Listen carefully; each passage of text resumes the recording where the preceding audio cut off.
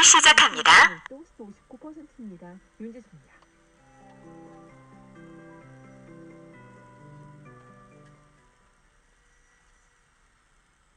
정성을 다하는 국민의 방송 KBS 제1라디오가 2시를 알려드립니다. AM 882kHz, FM 94.7, 89.9MHz, KBS 대전 제1라디오입니다. HLKI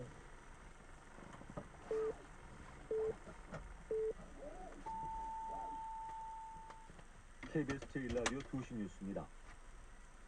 이와야 다케시 일본 방위상은 한국이 한일 군사정보보호협정 지소미아 종료를 일본에 통보한 이튿날 북한이 미사일을 발사한 것과 관련해 한미일에 틈을 찌른 것이 아니라고 말했습니다.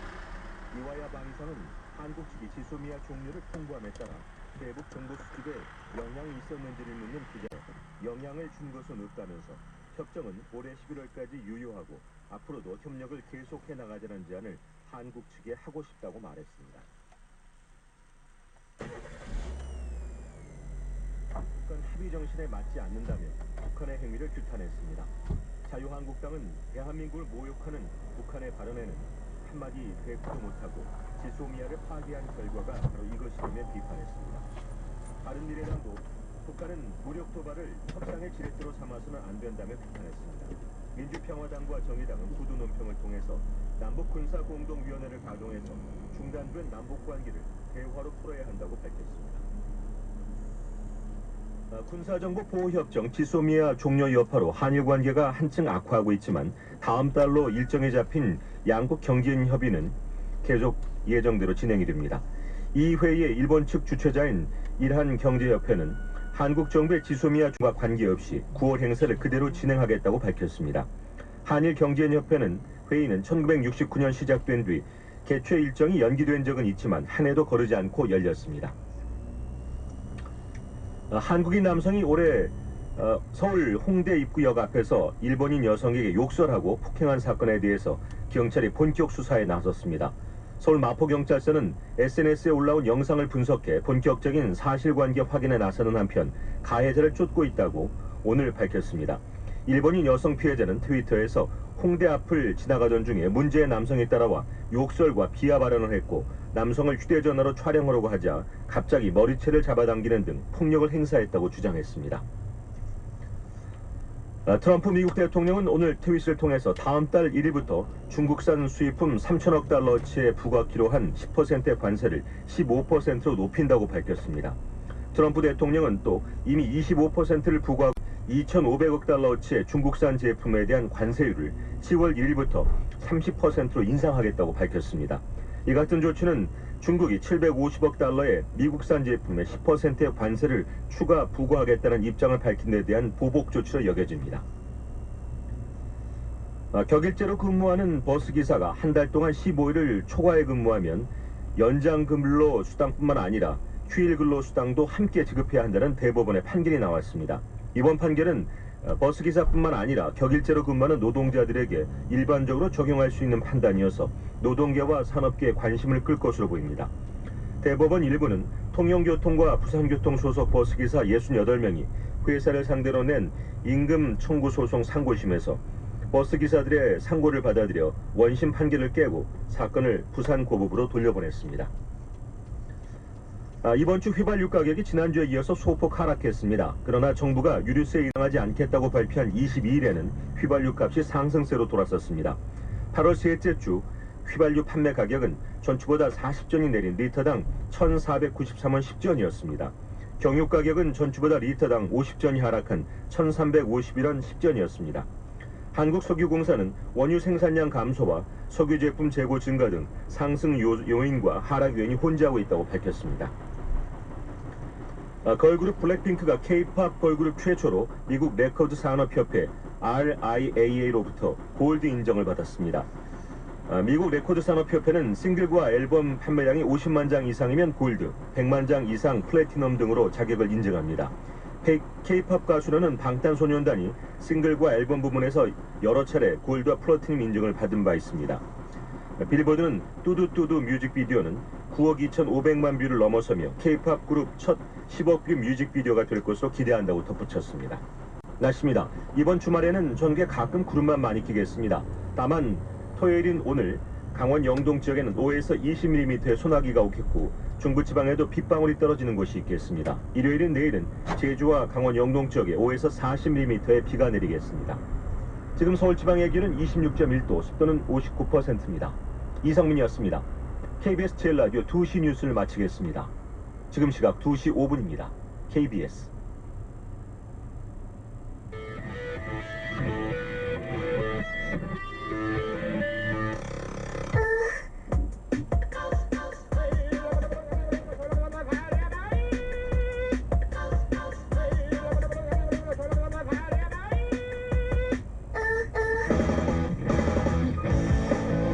평소보다 일찍 찾아온 추석, 준비하는 손길들이 꽤나 바쁩니다. 고향의 열차표 예매 전쟁이 이번 주에 이미 시작이 됐고 상점마다 다양한 추석 선물들 쏟아지고 있죠. 추석 밥상을 향한 경쟁 더욱 치열한데요. 갓 수확한 햅쌀과 농산물을 추석 밥상에 올리기 위해 땀 흘리는 농가들이 있는가 하면 갓 수확한 이슈를 잘 익혀서 추석 밥상에 올리기 위해 애쓰는 정치권도 있습니다. 일가 친척들이 모여앉는 이번 추석 밥상 위에는 과연 무엇이 올라가게 될까요? 김태훈의 시대음감 시작합니다.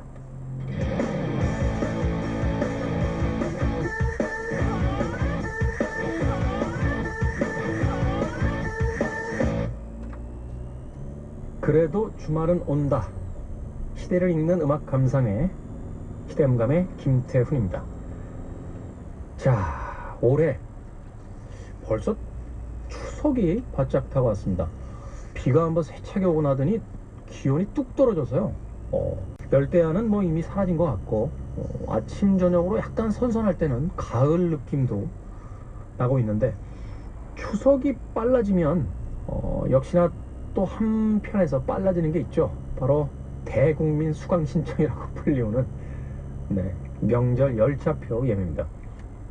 최근에는 이 예매가 스마트폰을 중심으로 한 인터넷 기반으로 다 예매가 되기 때문에 역에 직접 가시는 분들이 그렇게 많지는 않습니다만 관련 뉴스라든지 영상들을 보니까 그럼에도 불구하고 아직 열차표를 사기 위해서 역에 가시는 분들이 적지는 않은 것 같아요. 세계일보가 8월 21일자 보도했는데요.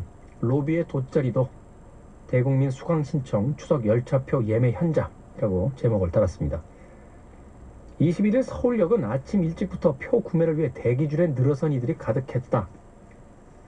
서울역 예매창고에 손을 붙잡고 나온 엄마와 함께 온 부부 등 다양한 사람들이 가득했다라고 하면서 여전한 추석 명절 예매표 예매 현장을 보여주고 있습니다. 첫날 예매율이요 49%를 기록을 했다고 하니까 절반이 팔려나갔다 이렇게 볼 수 있는 거죠. 코레일에 따르면 첫날 추석 열차표 승차권 예매율은 전체 공급 102만 석 중 50만 석이 팔려서 49%가 팔려나갔다. 명절 가면 설레죠. 고향 가면 반겨주시는 분들이 많으니까. 또 최근에는 교통편이 굉장히 많이 생겨서요. 어떤 방식으로든 표를 못 구해서 고향에 못 간다. 이런 분들은 그렇게 많지 않은 것 같아요. 그럼에도 불구하고 미리 좀 이렇게 표를 예매해 놓으면 마음 편하게 명절을 맞게 됩니다. 근데 최근에 이런 기사 본 적이 있어요. 이 티켓의 예매라든지 주문 같은 경우 요새 음식점에만 가도 왜 이렇게 그 자동 주문으로 음식을 주문하는 그런 음식점들이 늘어나고 있잖아요. 상대적으로 이 디지털 기기에 익숙치 않은 노령 세대들 이 추석의 열차표 혹은 뭐 한정되어 있는 어떤 것을 주문하거나 할 때도 이 인터넷 기반한 이 디지털 디바이스에 좀 더 빨리 적응한 젊은 세대들에 비해서 굉장히 많은 불이익을 겪고 있다 하는 이야기를 하더군요.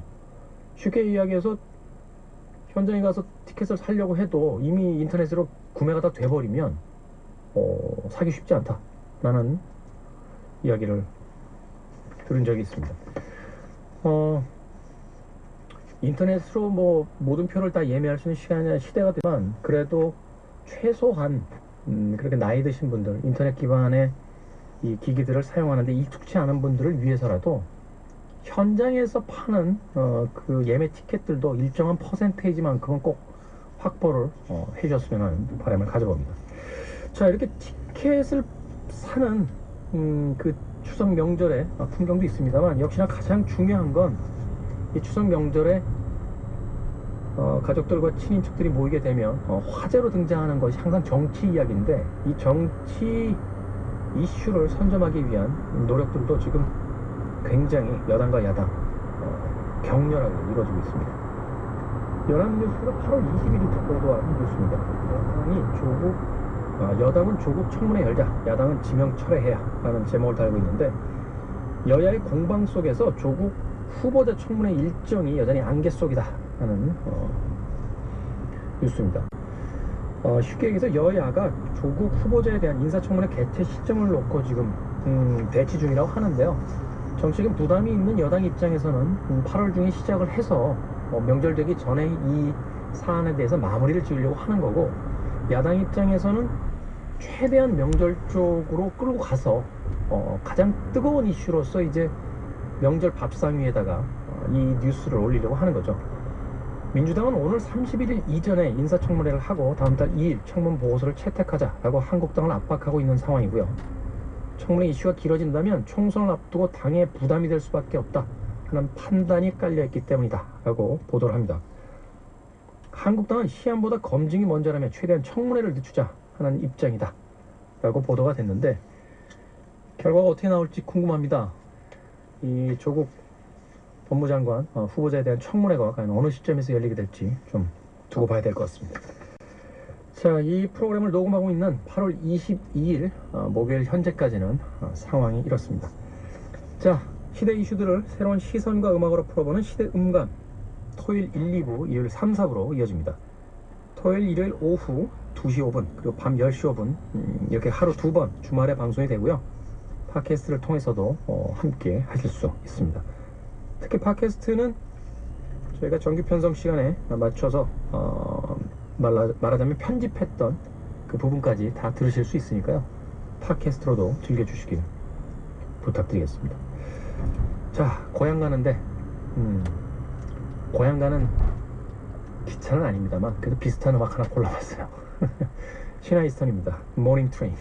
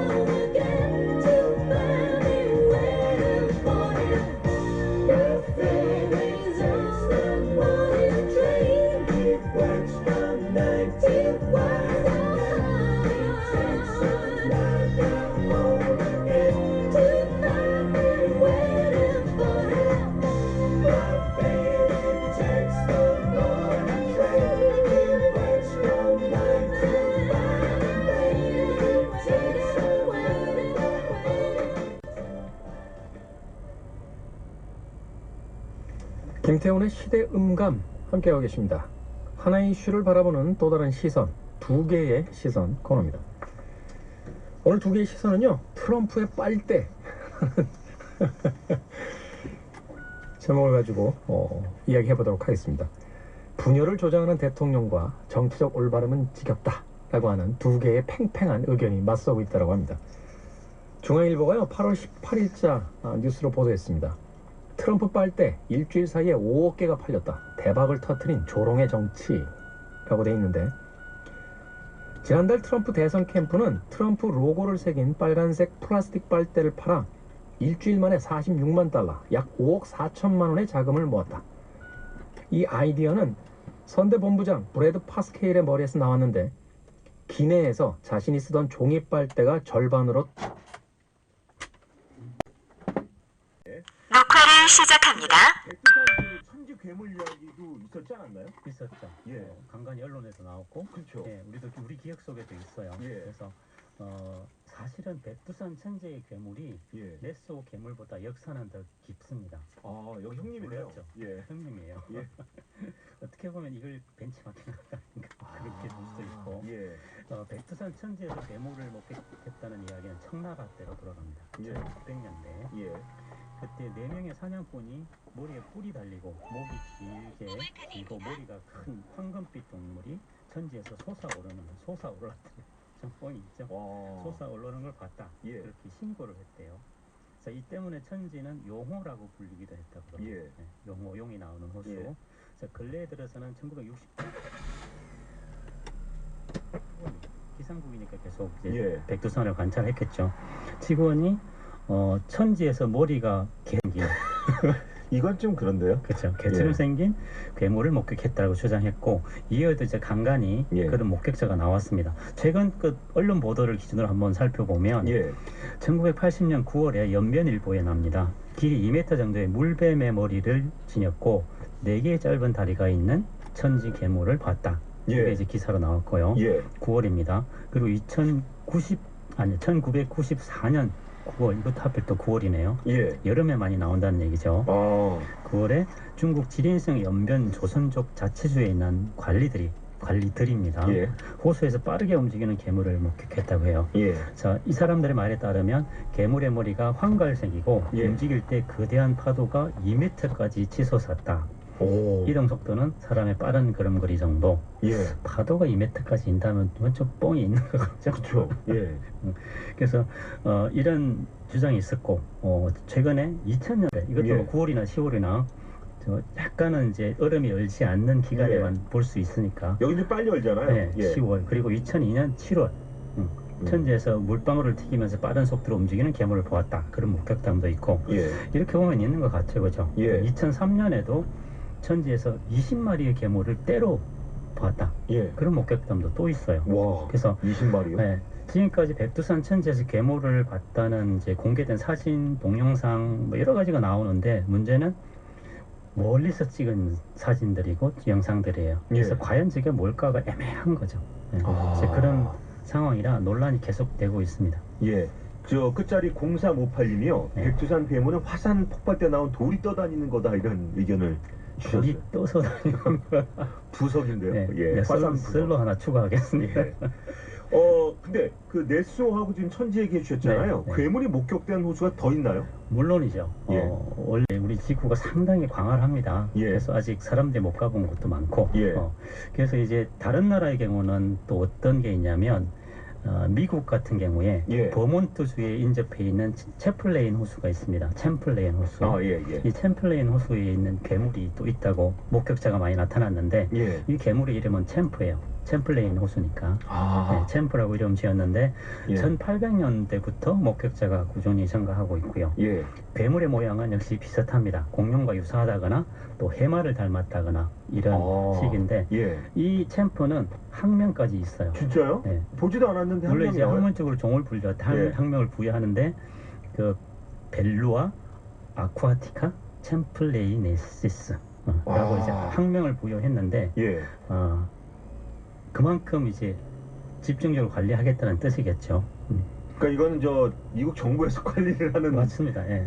루머군요. 네, 그리고 예. 캐나다 오카나간 호수에 오고포고라는 괴물이 또 있고요. 예. 저 노르웨이 셀료르드 호수에는 셀마라는 또 괴물이 그렇게 등장한다고 합니다. 아. 그러니까 세계 곳곳에 유사한 괴물들이 있긴 있나 보죠. 아니 박사님께서 이제 생물학 박사님이시니까 저한테 물어보시면 네. 예. 박사님. 네. 괴물의 정체는 여전히 베일에 쌓여 있나요? 그래서 많은 사람들이 진실을 가리려고 예. 파고 있는데 네. 일단 영국의 내시부터 한번 볼게요. 예. 내시라는 그 발음이 좀 이상하네. 내시. 넷시. 넷시. 예. 자, 목격담에 따르면 내시는 중생대의 물에서 살던 수장용, 예. 또 플레오시오사우루스라고 예. 하죠. 일 가능성이 크다고 주장이 있는데 예. 이 사진으로 본 대부분 그리고 목격담의 대부분이 조작됐거나 또는 다른 현상, 자연 현상을 괴물로 착각한 경우가 상당히 많습니다. 예. 특히 아까 이제 세계적으로 알려진 계기가 됐던 1933년도 예. 그 목격자 그분이 내과 의사인데 네. 그 목격담을 얘기한 지 60년 후에 예. 1993년에 임종 직전에 고백을 했어요. 아. 사실은 그 사진이 가짜다. 아. 내가 가짜로 만들어낸 사진이었다. 그러니까 더 이상 내시오에 탐험하지 말라. 그렇게 얘기했는데 예. 근데 문제는 자기가 가짜 만들었다고 진짜 있을지도 모르는 게 없는 건 아니거든요. 그렇죠. 그건 자기 착각이고요. 예. 그리고 이제 실제로 학자들이 1958년에 예. 케임브리지 대학 과학자들이 나섰나요? 예. 예. 그래서 참 할 일이 없어 보이긴 한데 아무튼 수차례에 걸쳐서 실제 조사를 했어요. 예. 했는데 그 괴물의 정체는 밝히지 못했습니다. 그리고 없으니까. 모르죠. 또 아, 2003년 7월에 영국의 BBC 방송이 또 수중 탐험 전문가와 생물학자들 그리고 음파 탐지기, 위성 추적 장치를 이용해서 내수 내부를 샅샅이 탐색을 합니다. 왜냐면 아까 협곡 형태로 되어 있으니까 어디 물 속에 230m니까요. 네, 예. 그 속에 숨어 있을지도 모르는 거기 때문에 정밀하게 탐색을 했는데 찾아내지를 못했어요. 예. 그렇다고 뭐 모든 영역을 다 하지는 않았을 테고 네. 그래서 그런 노력이 계속되고 있지만 진짜 괴물 같은 존재는 아직 발견을 못했고요. 지금은 이제 어떤 방식이 진행되고 있냐면 일단의 과학자들이 DNA 기술을 이용해서 네. 찾아보겠다 그렇게 나서 지금 진행 중에 있어요. 예. 그러니까 예를 들면 이 강물 속에는 그 동물의 괴물의 괴설물이 있을 수 있고 예. 또 피부 조각이 떠다닐 수 있잖아요. 또 죽었다면 죽은 사체가 이제 분해돼서 예. 섞여 있을 테고 그래서 이 강물의 부유물을 조사해서 그 DNA를 분석해서 지금 생존하는 생물인지 예. 아니면 그 외에 생물이 있는지를 확인하려는 거죠. 아. 그래서 얼마 전에 이제 중간 결과를 발표를 했는데요. 예. 뭐 논문이 아니고 그냥 발표입니다. 예. DNA를 분석한 결과 지금 우리가 발표되지 않은 종이 몇 가지가 있다라고 나왔어요. 근데 그것이 진짜 괴물인지는 모르고 예. 거기까지 혹 이 연구자들이 언론에 관심을 그냥 끌고 싶어서인지 아니면 내수호 재단에서 돈을 받고 한 건지 모르겠어요. 관광 목적으로. 아무튼 딱 여기까지 미스테리로 낭비일 정도로까지만 그게 딱 좋아요, 사실은. 진행되고 예. 있습니다. 바로 그 정답을 내면 재미가 없잖아요. 그리고 예. 백두산 천지 괴물에 대해서는 예. 연구는 없고 예. 그냥 추정만 있을 뿐입니다. 천지는 한번 해볼 만한데 그죠? 그렇죠. 어떻게 추정하고 있냐면 사실은 백두산이 화산으로 만들어진 산이잖아요. 예. 그래서 100여 년 전에 한 번 또 분화를 했어요. 그러면 용암이 올라오면서 다 죽었겠죠. 예. 예. 그렇게 보면 그 이전에 있었다고 했던 것들은 이미 사라졌을 테고 그렇죠. 최근에 나오는 거는 뭔가 새롭게 갑자기 어디서 나타날 수 있나? 뭐 이런 의문이 생기잖아요. 예. 그래서 이런 환경을 보면 그리고 겨울에는 겨울이 길죠. 예. 산 위니까 예. 겨울이 길기 때문에 꽁꽁 얼어 있어서 살기에 적합하지 않을 것이다. 내수와 다르게 그렇게 해석을 하고 있습니다. 예. 해석일 뿐이에요. 예. 그리고 재밌는 건 아까 이제 미국의 챔플레인 호수에 챔프라는 괴물이 나타난다고 했잖아요. 예. 그래서 미국은 보호법까지 만들어놨어요. 이 챔프를 보호해야 된다. 예. 그래서 호수에 인접한 버몬트주하고 뉴욕주에서 1982년, 83년에 걸쳐서 보호법을 통과시켰어요. 예. 예. 법까지 만들었다는 네. 게 믿어지지 않는데 무슨 생각이 드세요? 법을 만들었다니까? 미국 사람들 다 온대요. 거기도 미스테리 이런 거 좋아하잖아요. 어드벤처. 그렇죠. 예. 근데 법을 만들었다면 뭔가 구체적으로 있나? 녹화를 시작합니다. 어떤 조건을 만들어 놓고 거기다 이제 배팅을 하는 거죠. 투자자들이. DLF라는 거하고 DLS라는 게 동시에 경제 기사에 많이 나오는데 DLF라는 건 펀드 형태로 일반 가입자들이 은행에 가서 이제 가입하는 경우고요. 예. 그 DLS라는 건 증권 그것은 증권을 팔 수 없거든요. 그렇죠. 그러다 보니까 DLF에 가입한 분들이 많았고 최근에 문제가 된 DLF 같은 경우 유럽 금리가 어떤 조건 이하로 떨어지지 않으면 한 4~5% 이자를 준다 하는 파생 상품이었습니다. 예. 근데 최근에 지금 금융감독원이 그 파생 상품 규모를 얘기하고 또 피해 예상 규모까지 얘기했단 말이에요. 이번에 문제가 된 게 예. 이제 한 1조 원 안 되는데요. 한 어. 8,200억 정도 돼요. 예. 그리고 여기 가입하신 분들은 한 3,600명 가량 되는데요. 예. 피해 규모가 작은 건 아니죠.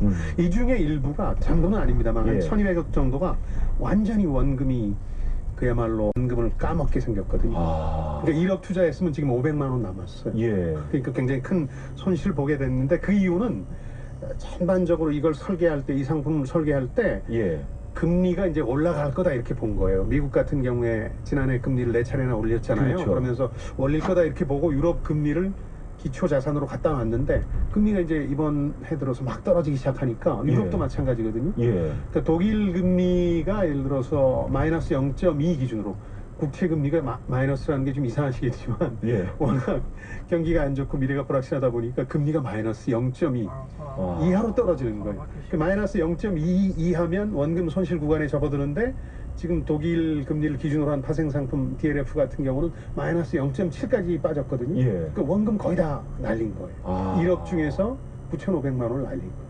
근데 그게 지금 문제는 특히 은퇴 자금이 들어가 있다는 그러니까 이걸 누가 사셨냐 이걸 예. 통계가 나온 건 아니고요. 예. 이제 은행 창구에서 확인해 보니까 대부분 조금 이제 돈을 갖고 계신 분들이 들어갈 거 아니에요. 예.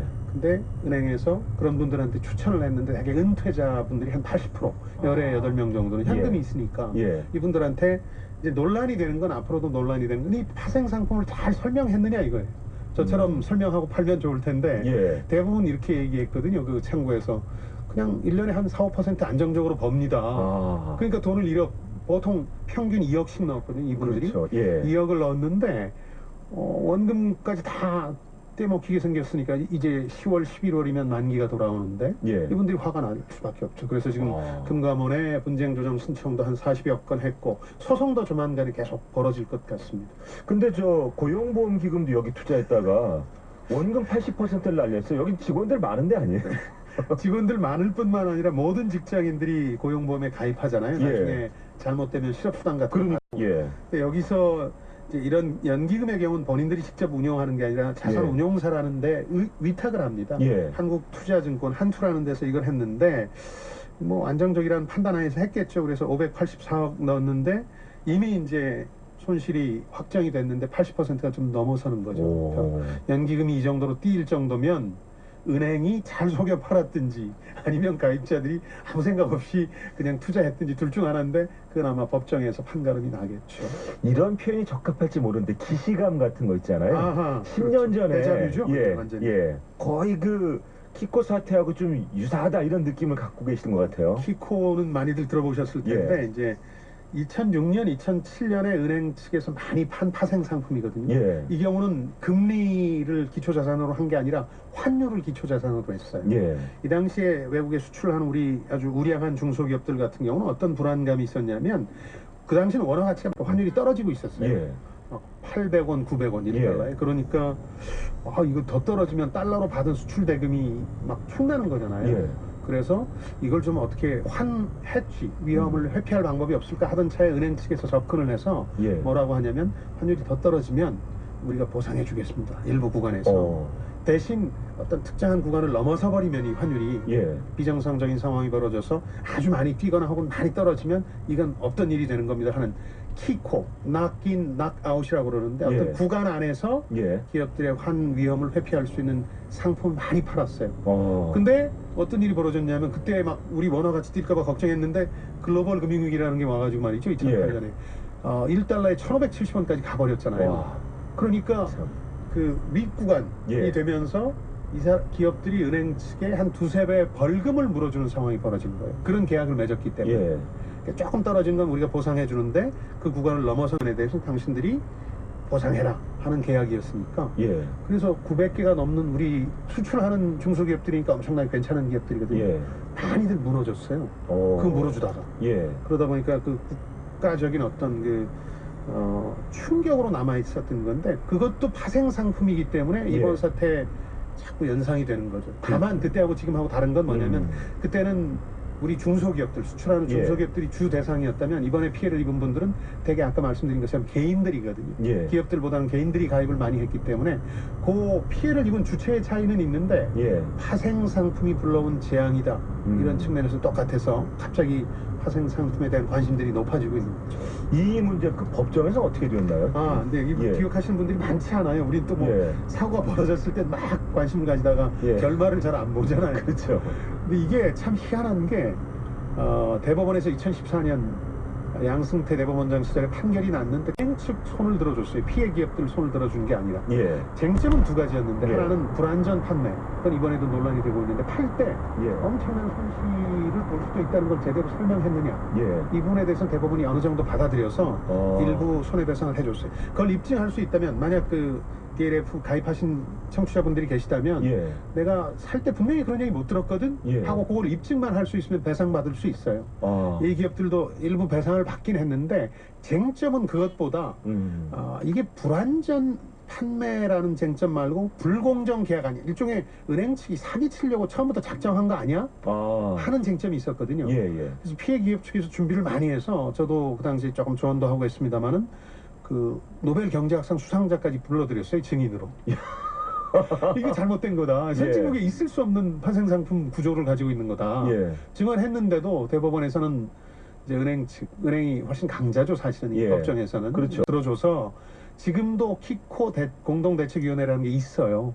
그래서 그래요? 지금 이 사태에 대해서도 이게 제2의 키코 사태다 이렇게 주장하면서 예. 목소리를 높이고 있는데 민사소송은 여전히 진행 중입니다. 10년이 넘었는데도 제대로 배상을 못 받았으니까 참 억울하죠. 그분들 입장에서. 이번 그 DLF 사태는 저 쟁점이 뭐가 될까요? 법적 쟁점? 그러니까 불안전 판매의 가능성은 하나 남아있는데 예. 제대로 안 알려준 거예요. 예. 아니 뭐 독일 금리가 어떻게 마이너스 0.2 이하로 떨어집니까? 독일 망하지 않는 한 그런 일은 없습니다 하면서 팔았거든요. 예. 안정적으로 1년에 4, 5% 법니다. 요즘 4, 5% 버는 상품 자체가 거의 없거든요. 예. 그래서 은퇴자들이 현금 있는 분들이 막 들어간 건데 3,600여 명이 예. 이 경우는 문제가 될 수 있어요. 불안전 판매거든요. 이 예. 상품이 가진 대규모 원금 손실 가능성을 알리지 않았거든요. 창구에서. 예. 그럼 창구에서 왜 그렇게 했냐? 위에서 떨어졌거든요. 이 상품 많이 팔아라. 예. 근데 특히 문제가 되는 게 이번에 집중적으로 판 은행이 두 군데밖에 없어요. 다른 은행들은 이게 좀 불안한데 요즘 금리가 들쭉날쭉하니까 예. 그러면서 손을 안 댔는데 두 은행만 집중적으로 팔았는데 그건 또 은행 내부 사정이 조금 있어요. 그 이자 수익이 아니라 이건 수수료 수익인데 이걸 높여야 될 필요성이 있는 두 은행만 집중적으로 팔았기 때문에 불안전 판매라는 쟁점이 하나 있을 수 있고 또 하나 더 근본적인 문제는 키코 공동대책위원회 같은 데서 주장하는 게 뭐냐면 설계 자체가 문제가 있다. 불공정 계약이다. 일종의 사기의 의도가 있었다. 이렇게 주장하는 분들도 있거든요. 피해자 중에 일부는. 이건 뭐냐면 0.2% 금리를 기준으로 한 거예요. 독일 10년물 채권 금리.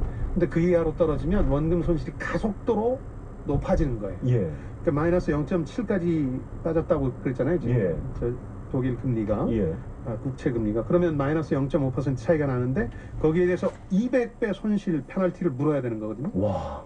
그러니까 원금 엄청나네요. 100배가 되는 거니까 원금이 다 날아가는 그런 구조로 설계가 더 일각에서 피해자들이 주장하는 거는 이거는 설계 자체가 사기성이 농후하다. 그래서 불공정 계약이다. 왜냐하면 연 4, 5% 버는 건데 손해는 막 100배가 나니까 이건 곤란하지 않냐. 그렇죠. 그렇게 주장하면서 그게 이제 법정에서 쟁점이 될 텐데 지금까지의 판례는 아까 키코 사태도 말씀드렸지만 대부분 이제 피해자보다는 은행 측 손을 들어줬는데 그 이유는 그래도 니들 금융 상식이 있으면 알았을 거 아니야. 뭐 이런 관점에서 아직 법정에서 파생 상품에서 피해자 측이 승소한 경우가 많지 않습니다. 10년 주기설 생각 한번 해보면서 키코 사태도 그렇고 이번에 DLF도 그렇고 저 금융에 대한 심리적 불안감 같은 걸 많이 느끼시는 것 같아요. 그러니까 그 키코 사태가 글로벌 금융위기 와중에 터졌기 때문에 더 사건에 비해서 그 무게감이 실렸잖아요. 근데 이번에도 이 사태가 벌어진 게 해피님 또 10년 후고 말씀하신 것처럼 불안할 때 이게 터지니까 예. 파생 상품은 뭐가 변고가 생기면 금융시장 전체에 어떤 문제가 있는 거구나 이렇게 생각하시게 됐는데 예. 그 근본적인 이유도 있어요. 왜냐하면 파생 상품이라는 건 옛날 어떤 그 추세를 가지고 상품을 기획하는데 예. 그것과 달리 예상 외에 아주 희한한 일이 벌어지면 이렇게 문제가 되는 거거든요. 아. 그러니까 금융시장에 변고가 생겼다는 어떤 징조 같은 거거든요. 예. 파생 상품 쪽에서 문제가 생겼다 그러면 예상과 달리 희한한 일이 벌어진 거니까 예. 지금 이 일로 사실은 금융시장의 불안감이 더 팽배해지게 됐고 그러다 보니까 사실 뭐 3,600명 피해자를 낳은 금융사건은 많았는데 금융번고는 예. 많았는데도 금융감독원이라든가 금융감독당국이 이렇게 빨리 나선 이유는 예. 이게 더 불안 심리로 커지면 안 되겠다 그래서 빨리 지금 이번 달 내내 합동검사를 벌이고 있거든요. 그래서 예. 불안전 판매를 했는지 애초에 이 상품 설계를 사기성이 농후하게 했는지 등등을 지금 금융감독당국이 조사하고 있는 거죠. 이 사실 소 잃고 외환 고치는 격이긴 늘 한데 그렇긴 하죠. 결과적으로 시사점은 뭔가요? 늘 이제 이런 말씀 드리는데요. 창구에 가셔서 금융상품에 대한 소개를 받으실 때 예. 얘기가 좀 길어져요. 예. 그 창구 직원이 이 상품 너무 좋은데요 하고 얘기가 좀 길어지면 예. 한 가지 질문을 그 당사자한테 하셔야 됩니다. 아. 왜냐하면 파시는 분은 늘 안정적인 저축 상품인 것처럼 팔아요. 예. 이거 연 4, 5% 그냥 버는 건데 요즘 이런 상품 없습니다. 이렇게 얘기하거든요. 예. 그러니까 당연히 저축 상품이라고 생각해요. 예. 그렇게 원금을 다 까먹을 수 있는 손실이 날 수 있다는 걸 상대편은 잘 얘기 안 하잖아요. 예. 그런데 이 질문을 하면 벗어날 수 있어요. 어떻게 하냐면 파생금융 상품입니까? 혹은 파생 상품입니까? 이거 이렇게 물어보면 그분은 거짓말은 못해요. 왜냐하면 거짓말하면 나중에 전액을 손해배상 해줘야 되니까. 예. 그러니까 맞습니다. 그러면 그때 다시 한번 생각해 보시라는 말씀 드리고 싶거든요. 예. 파생 상품은 보통 사람들이 이제 많이 가입 안 하셨으면 좋겠어요. 특히 예. 평상시는 괜찮은데 요즘처럼 뭔가 변고가 생길 수 있는 상황에서는 예. 기상천외한 일이 벌어지면 대규모 원금 손실을 낳을 수도 있는 예. 거거든요. 물론 이제 벌 수도 있지만 예. 그렇기 때문에 첫 번째는 질문을 반드시 해라. 예. 이거 파생 상품입니까? 하고 아. 두 번째는 그 혹시 그래도 관심이 있다. 나는 돈 버는데 관심이 있어서 4, 5%가 중요하다 그러면 상품의 구조를 보시는데 예. 구조에서 하나만 보시면 됩니다. 예. 손해와 이익이 대칭적이라야 됩니다. 아. 10배를 손해 볼 수 있으면 10배를 벌 수도 있어야 되거든요. 그렇지 예. 않습니까? 하이 리스크 하이 리턴이. 예. 근데 이 경우는 200배 손해를 볼 수 있는데 5%를 먹을 수 있는 거였잖아요. 예. 잘못된 거였죠. 아. 그러니까 늘 제가 최고로 얻을 수 있는 이익은 얼마고 최고로 손해를 볼 수 있는 건 얼마입니까 하고 물어보시면 돼요. 아. 근데 이걸 잘 안 물어보시죠, 우리 예. 청취자 여러분들이. 오늘 저 생활경제 요령 두 가지. 하나는 파생금융 상품이냐, 또 물어봐라. 한가지는 대칭이냐. 예, 그렇습니다. 예, 알겠습니다. 네, 고맙습니다. 네, 김방희의 생활경제연구소 김방희 소장님과 함께했습니다. 자, 교통 상황 알아보겠습니다. KBS 교통정보.